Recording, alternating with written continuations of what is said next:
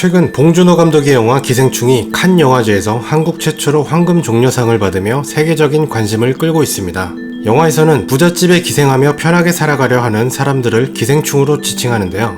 부유한 가족과 가난한 가족이 만나게 되고, 가난한 가족은 마치 기생충과 같이 부유한 자의 가족들을 쪽쪽 빨아먹기로 작정하고 그들의 집에 점차 침투해갑니다. 공생과 상생이 아닌 기생을 결심한 것이죠. 그리고 결국 기생충과 같은 이 사람들은 양쪽 모두에게 파국을 가져오게 되며 영화는 끝이 납니다. 기생충이란 말 그대로 다른 생물에 의존하고 기대어 살아가는 생물을 뜻합니다.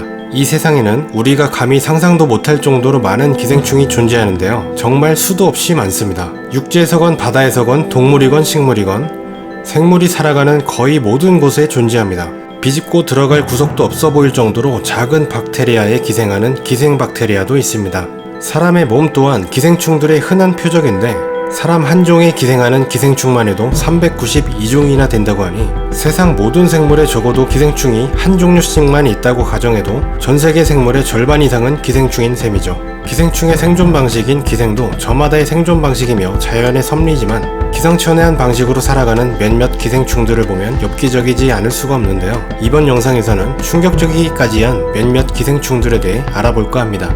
첫 번째로 알아볼 녀석은 기생충 중에서 가장 유명한 기생충입니다. 나름 귀엽게 생긴 외모 때문에 네티즌들에게 주목을 받아 기생충들의 여신이라 불리게 된 키모토아 엑시구아입니다. 크기가 2cm에서 최대 6cm까지 자라는 이 기생충의 기생 방식은 매우 엽기적입니다. 숙주의 혀에 달라붙어 갈고리로 혀를 압박해 피를 빨아먹는데, 혀는 천천히 피가 빨리다 결국 말라 비틀어져 괴사합니다. 그리고 엑시구아가 혀의 뿌리 근육에 달라붙어 그 위치에 대신 자리하며 기능적으로도 혀의 기능을 합니다. 이후 엑시구아는 숙주가 먹는 음식 찌꺼기를 먹거나 피를 빨아먹으며 기생합니다. 엑시구아는 숙주 한 마리에만 기생합니다. 다른 숙주로 옮겨가지 않고 숙주가 죽을 때까지 혀의 역할을 대신하죠. 사실 어떻게 보면 혀의 역할을 대신해주기 때문에 공생이라고 할 수도 있겠으나, 애초에 혀를 갉아먹는 것 자체가 끔찍한 피해이고 혀의 역할을 대신하는 것 외에는 숙주에게 특별한 이점이 없으므로 기생충으로 보는 것이 맞습니다. 아감이나 피부에 피를 빨아먹으며 기생하는 기생각각류 종류는 상당히 많지만, 그 중에서도 이렇게 숙주의 장기 기간의 역할을 대신하는 경우는 키모토아 엑시구아가 유일하다고 하네요. 다음으로 소개할 기생충 또한 매우 엽기적입니다. 달팽이 기생충인 레오코클로리디움 파라독섬인데요. 달팽이에 기생하는 기생충으로, 이 기생충의 목적은 달팽이에 잘 붙어있다가 새에게 먹혀 새의 창자로 들어가는 것입니다. 새의 창자에서 성충으로 성장하며 그 안에서 번식하여 알을 낳고, 새가 배설을 할 때 알을 퍼뜨려 번식합니다. 그리고 달팽이가 새의 배설물을 먹게 되면 처음부터 반복되어 라이프 사이클이 완성되죠. 그런데 그 과정이 매우 괴기합니다. 이 기생충이 달팽이의 몸속에 들어가면 먼저 더듬이를 장악하는데요. 그리고 애벌레처럼 보이기 위해 형광색의 요상한 색을 내며 꿈틀꿈틀 움직입니다. 또한 원래 햇빛을 싫어하는 달팽이를 조종하여 새에게 노출이 쉽게 되도록 밝은 곳에 머물도록 합니다. 아예 달팽이의 의지까지 지배해버리는 셈이죠. 그래서 파라독섬에 감염된 달팽이를 좀비 달팽이로 부르기도 합니다. 이 기생충에는 신경 시스템이나 감각 혹은 관련 조직이 없는데도 달팽이를 조종하는데, 과학적으로 어떻게 이런 일이 일어나는지 아직까지 미스테리라고 합니다. 다음으로 소개할 기생충은 기생따개비입니다. 이 기생충은 또 다른 의미로 엄청나게 끔찍한 녀석이죠. 기생따개비는 태평양에서 가장 흔한 개인 스파이더 크랩에 기생하는 기생충입니다. 입이나 관절 부위를 통해 몸속으로 들어가 기생을 하는데, 개의 뱃속에 침투해 개의 생식기를 자신의 알로 가득 채우고 개가 자신의 알을 돌보게 조종합니다. 감염된 개의 번식 기능은 완전히 상실되며 그저 따개비의 알을 낳는 데 사용됩니다. 기생따개비는 심지어 개의 성별도 바꿔버리는데요. 수컷개를 호르몬 조작하여 암컷으로 바꾸는데, 암컷이 수컷보다 알을 더 잘 돌보기 때문이라고 하네요. 개는 자신이 기생충에 감염됐다는 의식조차 못하며 열심히 기생따개비의 알을 키워주고 부화시켜줍니다. 그야말로 알만 키우는 좀비가 되는 것이죠. 그런데 재미있는 것은 기생따개비에 감염된 개는 죽지도 않고 아프지도 않으며 오히려 행복감을 느끼며 따개비의 알을 보살핀다고 하네요. 다음으로 소개할 기생충은 메디나충입니다. 메디나충은 기다린 실같이 생긴 선충으로 아프리카나 중동 등에 분포하는 기생충입니다. 최대 2m까지 자라며 몸과 살을 뚫고 나오는 모습으로 악명이 높죠. 메디나충은 물벼룩을 초기 숙주로 삼아 서식하며, 이 물벼룩이 있는 물을 마시면 윗속에서 벼룩은 소화되지만 메디나충은 살아남아 몸속에 자리를 잡게 됩니다. 포유류가 주 대상이지만 사람 또한 포함이 됩니다.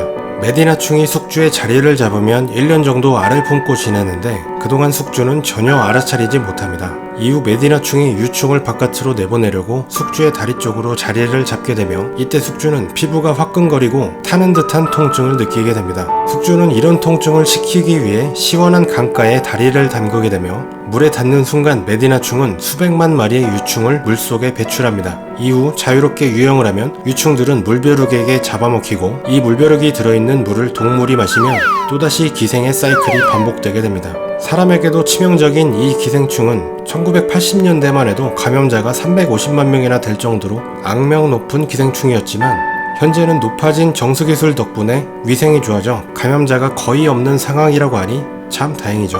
앞서 소개한 기생 따개비처럼 숙주를 완전히 지배하는 것은 아니지만 만물의 영장인 인간도 물에 발을 담글 수밖에 없게 만드는 능력은 가공할 만합니다. 다음은 연가시라는 기생충입니다. 연가시는 곤충의 내장을 뚫고 들어가 아주 작은 크기에서 때로는 2m에 육박할 정도로 거대한 크기까지 성장할 수 있는데 주로 사마귀나 귀뚜라미, 바퀴벌레 등의 곤충의 뱃속에 기생하며 영양분을 다 가로챕니다. 연가시의 무서움은 숙주곤충의 의지를 조종해 물가로 뛰어들어 투신 자살하게 만들기 때문인데요. 물가로 뛰어들게 되면 연가시는 뱃속을 뚫고 나와 엄청난 양의 알을 낳습니다. 이 알을 먹은 곤충의 유충들은 뱃속에 연가시를 키워가며 살아가게 되고 또다시 사이클이 반복되죠. 영화 연가시에서는 인간을 조종할 수 있는 변형 기생충으로 나왔지만 이 녀석은 다행히 인간을 숙주로 삼지는 않습니다. 인간의 뱃속에 들어가게 되면 좋은 단백질 공급원이 될 뿐이죠. 만약 인간을 숙주로 삼았다면 영화와 같이 정말 끔찍했을지도 모릅니다.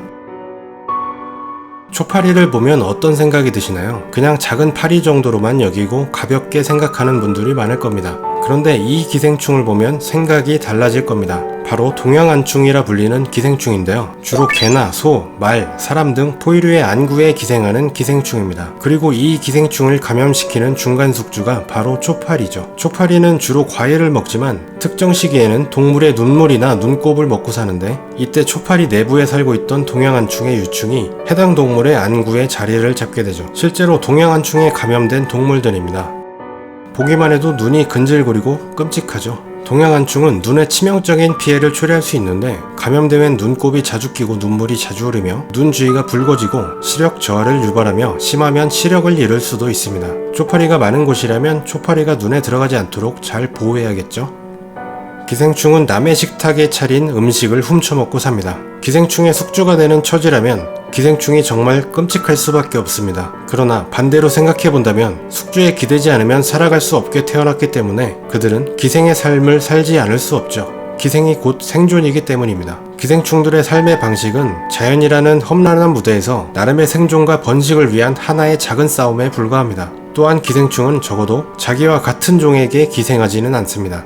따라서 이런 거대한 자연의 일부에 불과한 작은 기생충의 삶보다는 영화 기생충에서 묘사하는 기생인간들처럼 다른 인간에게 기생하며 살아가는 기생충 같은 인간들을 더 조심하고 멀리 해야겠습니다. 같은 종에 기생하는 생물은 인간이 유일합니다.